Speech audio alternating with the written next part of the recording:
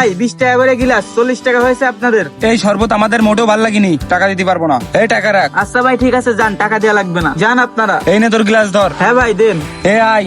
এ বন্ধু, বলতেছি শরবত যখন খাইয়ে ফেলিছি তখন টাকাটা দিয়েই যাই। ওর তো ব্যবসা, ওর সাথে বেইমানি করা আমাকে ঠিক হবে না। কিসের বেইমানি রে? ও তো প্রথমেই বলে দিল যে শরবত ভালো না লাগলে টাকা দেওয়া লাগবে না। আর আমার কাছে শরবত ভালো লাগেনি, টাকা পয়সা দিতে পারবো না। তুই এসব বুঝিস না, পাগল না? আচ্ছা ঠিক আছে, চল তাহলে। ছোট ভাই থাক তাহলে, এই চল।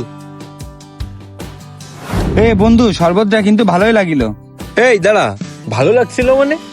তাহলে তুই ওইখানে কেন বললি যে তোর ভালো লাগে নাই? আরে বেটা, তুই কি পাগল নাকি? ওইখানে বলছিলাম যাতে আমাদের টাকা না দেওয়া লাগে। হায় রে বন্ধু, শরবতটা আমার কাছেও ভালো লাগছিল, কিন্তু তুই ভালো লাগেনি বললি বলে ওকে আমি টাকাটা দিলাম না। গরিবের হক মেরে আমাদের কি লাভ বলতো? এই তুই অত ভালো সাজিস নে, আজকালকার দিনে অত ভালো সাজলি চলা যায় না রাস্তাঘাটে। বন্ধু যাই হোক, ছেলেটা অনেক কষ্ট করে ওইখানে দাঁড়িয়ে আখের রস বিক্রি করতেছে। আমাদের তো উচিত হয়নি ওর টাকাটা মেরে দেওয়ার। ওর 40 টাকা মেরে দেওয়ার কারণে বিপদে পড়ে আমাদের আরো বেশি টাকা খরচ হয়ে যেতে পারে।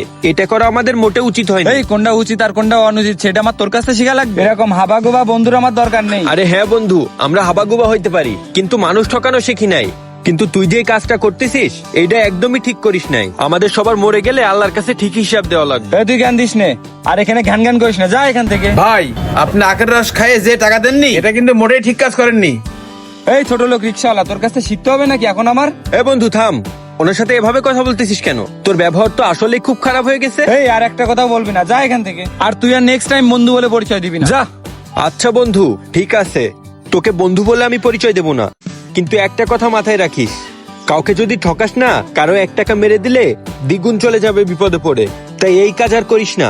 আরে যা তো ভাই, যত সব ঝামেলা উদারতা মারাতে আয়েছে। ছোট ভাই, এই নে তোর আখের রসের টাকা। ভাই 2 গ্লাস রসের দাম তো আপনার 40 টাকা, আপনি আমারে 50 টাকা দিচ্ছেন কেন? আর আপনারা তো বললেন আপনাদের রস ভালো লাগেনি, তা আপনি আবার টাকা দিচ্ছেন? ভাই তোর আখের রস আমারও ভালো লেগেছে, আমার বন্ধুরও ভালো লেগেছে, আর সেই জন্যই আমি তোকে 10 টাকা বেশি দিলাম। ভাই আপনাকে অনেক ধন্যবাদ। এরকম অনেক লোক আছে যাকে যদি কই যে ভালো না লাগলে টাকা দিন না, তারা টাকা না দিয়ে চলে যায়। হ্যাঁ, তুই অনেক ভালো একজন মানুষ, এই জন্যই আমি তোকে 10 টাকা বেশি দিয়েছি ভাই। ভাই আপনি খুব ভালো মানুষ, আপনার মতো যদি সবাই হয়তো তাহলে পুরো সমাজটাই পাল্টা যাইতো। হ্যাঁ ছোট ভাই, তোর টাকাটা মেরে দিতে আমার কলিজার ভিতর লাগতেছিল। আসলে কাউকে ঠকিয়ে কেউ কখনো জিততে পারে না। আর যদি আমি তোকে ঠকাতাম তাহলে কাল আমিও কোথাও না কোথাও ঠকে যেতাম। এজন্যই আমি তোর টাকাটা দিয়ে গেলাম ভাই। আচ্ছা ভাই ঠিক আছে, আপনি আবার আসবেন। আচ্ছা ভাই ঠিক আছে। কাউকে ঠকিয়ে কেউ কখনোই জিততে পারে না। আপনি যদি কাউকে ঠকান তাহলে আপনাকে আরো বাজেভাবে কোথাও না কোথাও ঠকে যেতে হবে। এজন্য কাউকে ঠকানোর আগে 1000 বার ভাববেন। আর হ্যাঁ, ভিডিওটার সাথে বাস্তবতার অনেকটাই মিল আছে, তাই ভিডিওটা অবশ্যই শেয়ার করে দিবেন এবং আমাদের পেজটা ফলো করতে ভুলবেন না।